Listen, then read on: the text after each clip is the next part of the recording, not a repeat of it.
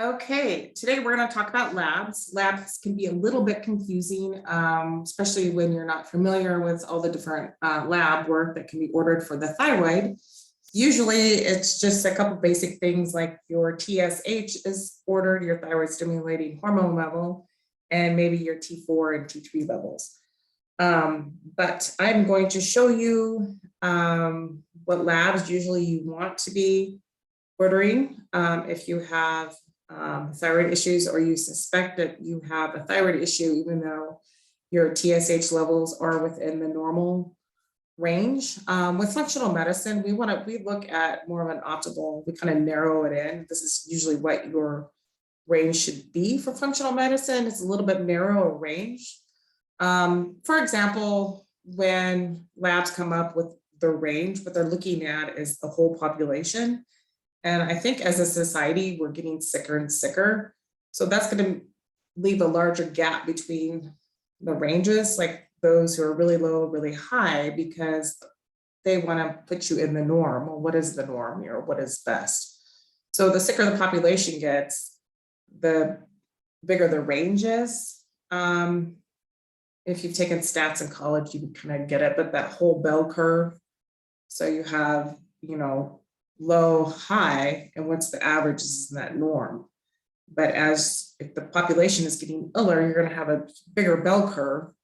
And so your range is going to be wider. So with functional medicine, they kind of narrow that in and they want that to be your optimum range, like be in there. So again, I'm going to go over some of the labs.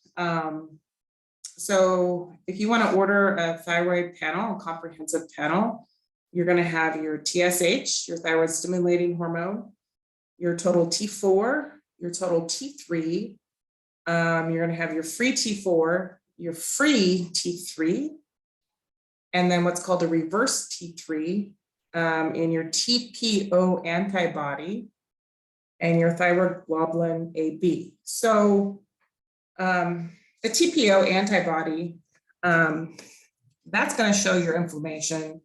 And that's going to be one of the markers if, say, your thyroid, your TSH looks normal, your total T4, T3, and your free T3, T4, they're all normal.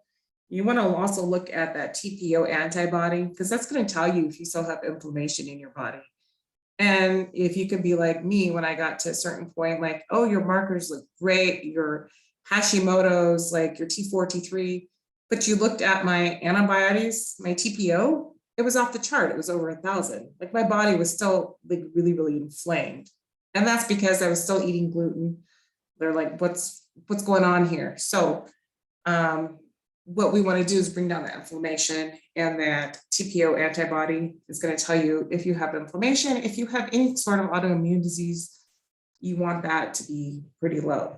So again, I'm going to show you, just for example, your TSH, your optimal lab range for functional med on average is about 1.3 to 2.0.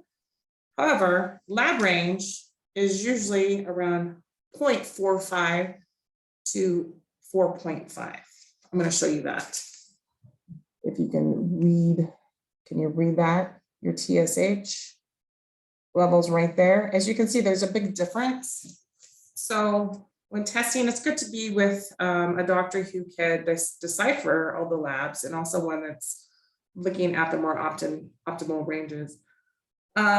So here's a couple diseases. Like if you have just regular hypothyroidism, your TSH is going to be high.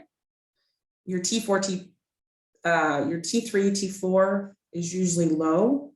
Your thyroid antibodies, your TPO, is usually normal, and your reverse 3 is usually normal.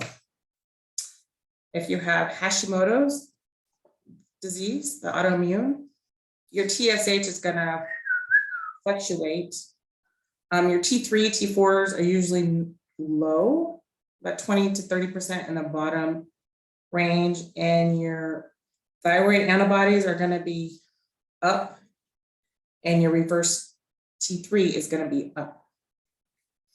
If you have the opposite of that, Graves' disease, your TSH is not going to be producing anything, because that's the thing that's stimulating the hormone, be like, hey, you got to produce more of this hormone. So Graves' disease, everything's going crazy. So your TSH isn't going to be doing anything. It's going to be like close to zero. Your T3 is going to be high and your T4 may be low, because your T3 is what's telling your body, like, let's convert. Well, your T3 is actually the action form of your thyroid thing. So your T4 makes the T3. So Graves' disease, your body's going crazy. Anyways, your TSH is going to be low. Your T3 is high. Your T4 should be low. Your antibodies might actually be normal, or they could be elevated. And your reverse T is low to normal. And if you're just obese, your TSH is going to be normal. Your T3, T4 could be just low. It's not converting that thyroid hormone. And your antibodies are going to be normal, and your reverse T3 is going to be high, usually higher than 2.0 or 20.0, I'm sorry. And then age, if you're old, your TSH could be high, your T3, T4 could be low to normal, your antibodies are going to be normal, and your reverse T3 is going to be normal. So that is in a nutshell how you want to kind of look at your labs. If you need help deciphering labs or anything, find a good doc who can go over that with you, or you can always hit me up and I can help you go over your labs. I do provide that in my VIP program. So again, if you have any questions, let me know, and just take a good hard look at your labs. And I can't stress finding somebody who's going to take the correct labs if you are still feeling like crap, even though they say your labs are normal. Follow your gut instinct. I did, and I am feeling much better. So signing off for now. Have a good day.